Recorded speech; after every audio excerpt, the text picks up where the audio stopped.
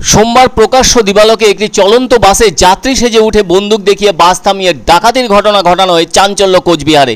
ঘটনায় আহত বাসের চালক। এদিকে ডাকাতির সময়ে দুষ্কৃতীরা এক রাউন্ড গুলি চালায় বলে স্থানীয় বাসিন্দারা জানিয়েছেন। ওই বাসের একজন মহিলা যাত্রী বলেন, মুখ ঢাকা অবস্থায় ৩-৪ জন ফালাকাটা থেকে বাসে উঠেছিল। তাদেরকে বাসে উঠতে দেখেই সন্দেহ জেগেছিল ওই মহিলা বাস যাত্রীর মনে। এদিকে কিছুক্ষণের মধ্যেই অর্থাৎ ঘোকসাডাঙ্গা হাই রোড চৌপতি পার হওয়ার পরই তারা প্রথমে এক রাউন্ড গুলি চালায়। এক্ষেত্রে বাস যাত্রীরা জানিয়েছেন ওই 4 দুষ্কৃতী গাড়ি চালকের উপর চড়াও হয়, তবে বাসের ভেতরে থাকা কোনো যাত্রীর কাছ থেকে কিছুই নেয়নি তারা। এদিকে বাসের অন্যান্য যাত্রীদের কথায় ওই বাসের ভেতরে কয়েকটি পার্সেল ছিল, মূলত ওই সব পার্সেল নেওয়ার জন্যই দুষ্কৃতীরা বাসে উঠেছিল বলে মনে করা হচ্ছে। ঘটনায় আহত বাস চালককে কোচবিহার মহারাজা জিতেন্দ্র নারায়ণ মেডিকেল কলেজ ও হাসপাতালে ভর্তি করানো হয়েছে। ওই অবস্থায় বাস চালক জানান, গাড়িতে থাকা কোনো যাত্রীর কোনো ক্ষতি হয়নি, তবে দুষ্কৃতীরা 4 থেকে 5টি ব্যাগ নিয়ে নেমে গেছে। গাড়িটি নবদ্বীপ থেকে কোচবিহারে আসছিল। জানা গেছে প্রতিদিনই এই গাড়িটি চলাচল করে থাকছে ওই রুটে। এ ধরনের সংবাদ পেয়ে ঘটনাস্থলে উপস্থিত হন উত্তরবঙ্গ রাষ্ট্রীয় পরিবহন সংস্থার চেয়ারম্যান পার্থপ্রতিম রায় এবং যুব তৃণমূল সভাপতি কমলেশ অধিকারী। পার্থপ্রতিমবাবু প্রশাসনের কাছে দাবি জানিয়ে বলেন, অবিলম্বে দূরপাল্লার গাড়িতে সিসিটিভি ক্যামেরা বসানোর ব্যবস্থা করতে হবে।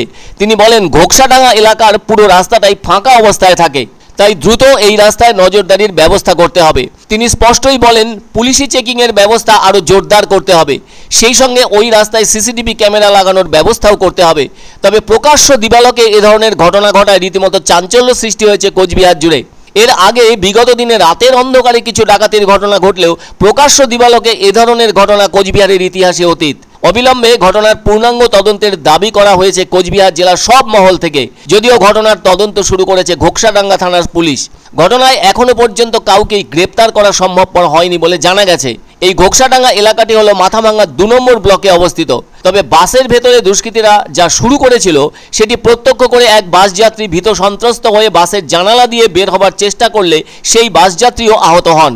তবে প্রত্যক্ষদর্শীরা জানিয়েছেন, দুষ্কৃতীরা দূরপাল্লার বেসরকারি বাস থেকে কয়েকটি প্যাকেট নিয়ে ওই গাড়ি থেকে নেমে অন্য একটি গাড়িতে চেপে পালিয়ে যায়। ঘটনাস্থলে এসেছিলেন কোচবিহারের জেলা পুলিশ সুপার দ্যুতিমান ভট্টাচার্যের পাশাপাশি জেলা পুলিশ আধিকারিকেরা। তবে আর যাই হোক, দুষ্কৃতীরা কোনো যাত্রীকেই সেভাবে কিছু করেনি এবং তাদের কারো কাছ থেকেই কিছু ছিনিয়ে নেয়নি, সেটাই পরম সৌভাগ্য সকলের। আর পথে বেরিয়ে যতক্ষণ না পর্যন্ত ঠিকঠাক মতো ঘরে ফেরা না হচ্ছে, ততক্ষণ পর্যন্ত অনিশ্চিত পরিস্থিতি দেখা দিতে পারে কারো জীবনে।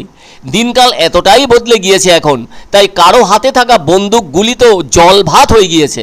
আমরা রাতের অন্ধকারে 2-1টি এরকম ডাকাতির ঘটনা শুনেছি, কিন্তু দিনের আলোয় এরকম রাস্তার গাড়ি দাঁড় করিয়ে ডাকাতি, সেটা একটু ভাবাচ্ছে।